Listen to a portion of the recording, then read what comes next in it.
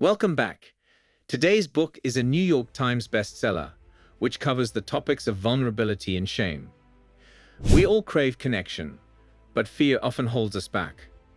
What if vulnerability isn't weakness, but the key to unlocking deeper love, stronger relationships, and a more authentic you? We spend our lives building walls. Walls to protect ourselves from getting hurt, from failing, from being seen. But what if those walls are actually keeping us away from the very things we crave: love, connection, and belonging? This book, Daring Greatly, by Brené Brown, is going to answer all these questions. So let's start. On this journey towards connection, we encounter a formidable foe: shame.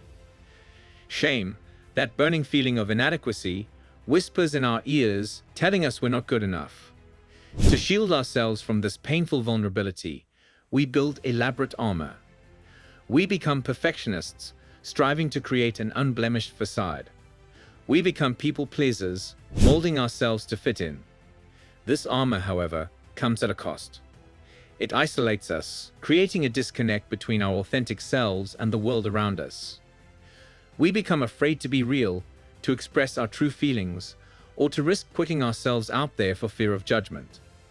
Here comes the pivotal moment, a paradigm shift. Brown proposes an alternative to living a life armored against vulnerability: daring greatly. This doesn't mean being reckless or naive. It means embracing vulnerability with courage and authenticity. It means showing up in the arena of life, even when it's scary, even when there's a chance of getting hurt. Think of it like a crowded stadium.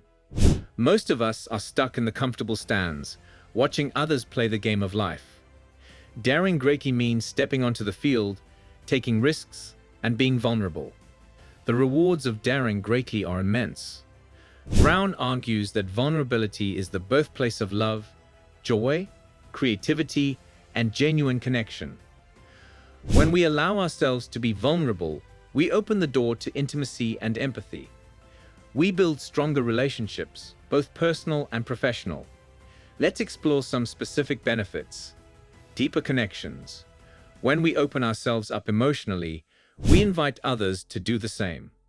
This fosters deeper and more meaningful connections with loved ones, friends, and colleagues.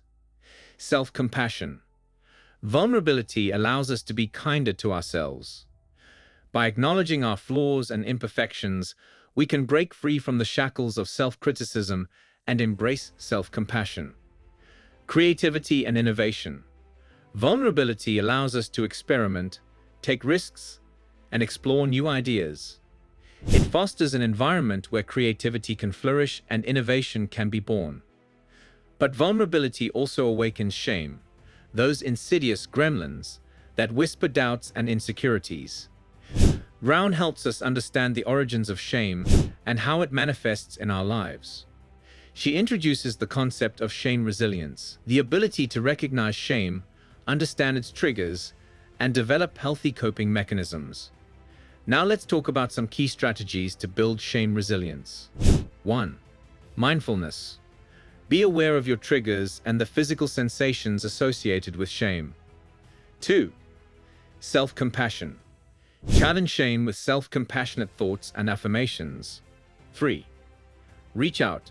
Talk to a trusted friend, family member, or therapist about your experiences with shame. 4. Practice vulnerability.